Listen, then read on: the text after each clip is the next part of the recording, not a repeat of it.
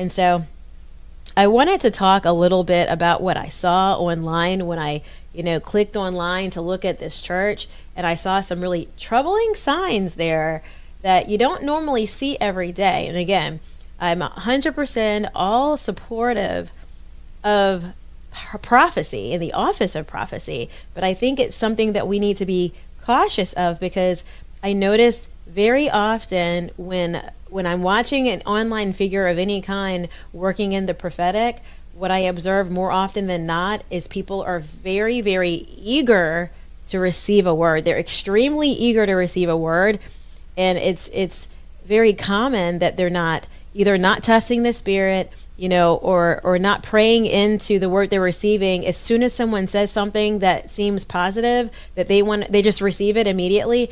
And I get a little concerned about it. Does that make sense, guys? I get a little concerned when we are so eager to receive a word from someone, potentially that we don't know, that we haven't met, or just receiving a word from someone, we haven't followed them very long. We don't know how they're working. Prophecy is not something that we should just receive. We really should always test the Spirit when we are dealing with and talking to people who are trying to prophesy over us. I think it's also really important that we just don't receive every old word from every old person. I'm one of these people who is extremely conservative about those things. We need to test the Spirit when we're dealing with anything that happens to be spiritual. So that means if someone wants to, lay hands on you, pray for you, if someone wants to prophesy over you, if someone wants to do something, a spiritual type of thing on you, it's something that you want to make sure that this is a person who you discern is a trustworthy person. Because guys, I want to let you know that there are people that are walking around with ungodly spirits who are trying to infiltrate the church. That is something that also does happen.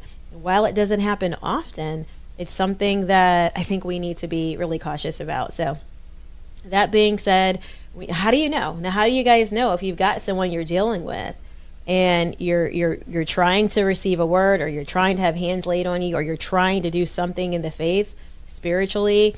How does one discern whether someone is operating with the power of God, godly power, or operating outside of the will of God with ungodly sources, with faulty power lines, with a demonic spirit? But I encourage you guys to really look at the fruit of one's spirit to see if someone often operates in the flesh. Are they often operating out of greed? Are they often trying to get the glory and have spotlight shining on them? Are they often doing these things? Because if they are, I would get really, really concerned about receiving a word from them. As a matter of fact, I think the safest place to receive a word is more often from the pastor who you know, from the church that you attend, from people who know you well, who are best positioned to speak into your life. Those are almost the safer places to receive prophecy. Not to say that you can't receive a word from a stranger, because it happens, guys. It happens. When they say something that does not sit well with your spirit, you don't have to receive it. Actually, you can reject that thing right there on the face. And often I will tell someone to their face, I don't receive that. I will tell you, some of you young women out there, sometimes we're hearing people speak over you, oh, you're never going to get married. You're never going to this and that. You know what I would say if I were you? If that's not something that you think is the plan for your life, you can say to them, I don't receive that. You can be very respectful, very nice about it, and say, I don't receive that. That word is not for me. I don't receive that. I reject that. You can even say it quietly under your breath. You can say it quietly without them even knowing. You can turn your head and say, I don't receive that. I don't receive that. And it's important, guys. It's important for us to practice this, because people speak things over us. And if we receive that into our spirit, it really can come at our own detriment. If we receive that in our spirit, if someone says, I don't think you're ever getting married. You don't seem like the type. You don't seem like the marrying kind. If you guys don't start rejecting those things outright, it could be 5 or 10 years later, you're wondering why you're not married. And it's because someone has spoken a word curse over you, and it's begun to take root, and you felt something when it hit. You felt something and you didn't reject it. And so it's important for us spiritually to be rejecting the things that you don't believe are the plan or God's plan for your life. If you don't believe it's God's plan for your life, or you're not sure it is, you don't have to receive it. You don't even have to be certain. You can feel a little uncertain about what they're saying and say, I don't receive it. And you don't have to say it loud. You can say it quietly under your own breath. I don't receive that. I don't receive it. I honestly say it out loud. I say it to their face. So I'm on another level with that. I won't receive things to people's face all the time. And I think it's perfectly fine. It lets them know the boundary that if you can't speak a blessing over me, then don't say anything at all. It gives a boundary there that they will stop doing that. Because I find more often than not, they're always surprised. They're totally surprised when I say to their face, I don't receive that. They look at that like no one has ever told them a thing like that they speak these things over people all the time, and no one's ever told them, no thanks, that's not for me. That's not a word for me. So I want you guys to be thinking about that when someone tries to prophesy over you and you're not certain about this character. Guys, even if it's something that you think is a good thing, but you just don't trust the spirit of the person who's speaking to you. You know, if it's something that seems like a good thing, but you don't think they are of God, then you don't have to receive it. You can go pray about it. You can receive it 2 or 3 days later. You can pray about it, and you can say, I'm just not going to receive that right now, but I'm going to go talk to God about it. You can deal with it in a week or 2 weeks or a month. You can ask God for a dream or an interpretation. You can talk to God about whether you should receive something. I really encourage you guys to do that because I don't think enough of that's going on. And I would add something. When we're talking about how do we know if someone is working with a godly spirit or ungodly spirit, the book of Galatians shows us a little bit about how we would know if someone's working with a godly spirit or ungodly spirit, and it comes in the form of works of the flesh. That's how we know if someone's working with an ungodly spirit. When someone is working in the flesh, you're often going to see signs that they often become easily frazzled, have poor self-control. They often get angry. They often may get lustful or be inappropriate with one another. So it's not terribly uncommon to find people when they struggle with being in the position of the faith where they're giving prophecy and they are working with ungodly spirits to provide prophecy.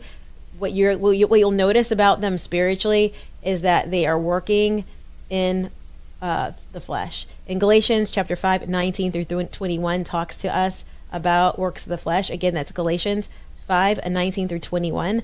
Now the works of the flesh are evident: sexual immorality, impurity, sensuality, idolatry, sorcery, enmity, strife, jealousy, fits of anger, rivalries, dissensions, divisions, and envy, drunkenness, orgies, and things like these. I warn you, as I've warned you before, that those who do such things do not inherit the kingdom of God. So when you see someone who's walking with works of the flesh, they don't have very good self-control, but then they are attempting to prophesy over you. And then you're also beginning to see where they're trying to get the glory from God. They're enjoying the spotlight a little too much. That is a sign to me that they're walking in their flesh. And you have to think about it. You know, if they're not being led by the Holy Spirit, the Spirit of God, then what's giving them that word? If they are walking in the flesh, then it's more often than not that they are not at that same time fully able to receive from God and deliver a word from God because they're so in their flesh. So I would question the person who's prophesying over one who has got a lot of that going on or commonly has that going on. And I would even caution you guys that even if a person tends to be fairly controlled and then they start having these moments where they're starting to fly off the handle, this is someone that frame by frame over time is starting to move toward the flesh. That can happen. It can happen where someone a few months ago was fine and they start to fall away from God. And the Bible talks about this concept of apostasy, this falling away, that people fall away from the faith. People, we are flawed human beings. We fall into sin and temptation sometimes. And so that's one way that we can see someone's falling away, as they're falling into their flesh, having unrepentant sin, difficulty with self-control, but they're in a leadership position, and then trying to prophesy over you. And then also like kind of, getting in the spotlight, running around, taking the glory from God. Those are things that I would start to say, pray about receiving a word from those individuals before you just receive it. I would say, take it with caution. Not to say that these people are not prophesying with the power of God. I'm saying these are the ones I would specifically encourage you to really pray before you receive a word. Have you been trying to find your victory and feeling unsure of where to start? I'm Dr. Hannah, and I'm here to walk with you. I offer career consultations, health coaching, and faith-based support for individuals and families.